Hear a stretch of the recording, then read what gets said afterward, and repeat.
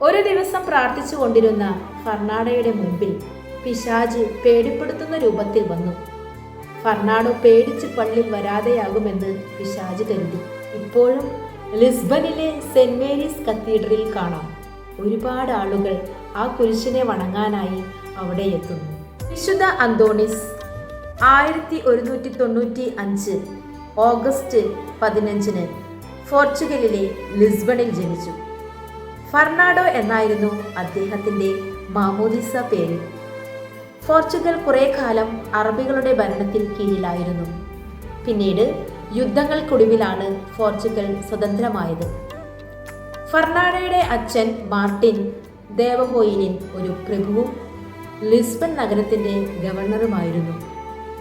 Portuguese രാജാവായ അൽഫോൻസോ രണ്ടാമൻ്റെ പ്രധാന ഉപദേശിയായിരുന്നു അദ്ദേഹം. അമ്മ ത്രേസ്യ തവേരെ ദൈവവിശ്വാസിയും ദയയുമുള്ള സ്ത്രീയായിരുന്നു. മാർട്ടിൻ ത്രേസ്യ ദമ്പതികളുടെ 5 മക്കളിൽ മൂത്താളായിരുന്നു ഫർണാഡോ. അവർ പണക്കാരും സമൂഹത്തിൽ ഉയർന്ന സ്ഥാനമുള്ളവരുമായിരുന്നു. എങ്കിലും ദൈവവിശ്വാസത്തിലും മറ്റുള്ളവരെ സഹായിക്കുന്നതിലുമായിരുന്നു അവർ ശ്രദ്ധിച്ചത്.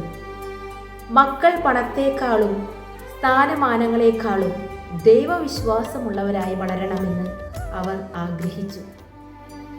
അതിനായി ത്രേസ്യ അവരെ നന്നായി പരിശീലിപ്പിച്ചു. ദൈവത്തോടുള്ള സ്നേഹവും ബഹുമാനവും ഫർണാഡോയുടെ മനസ്സിൽ വളർത്തുന്നതിൽ അമ്മയുടെ പങ്ക് വലുതാണ്.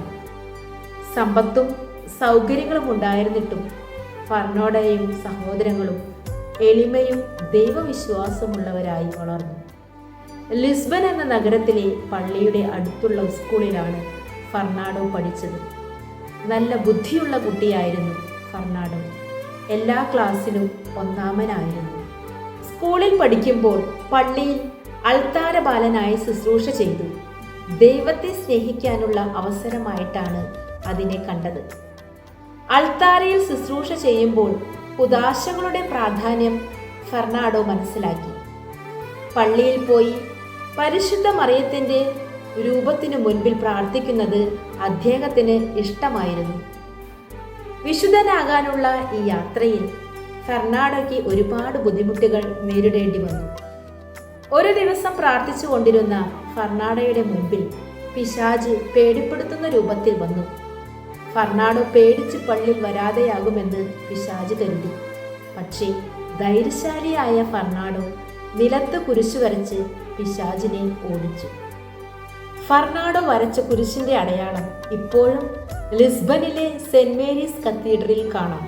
ഒരുപാട് ആളുകൾ ആ കുരിശിനെ വണങ്ങാനായി അവിടെ എത്തുന്നു.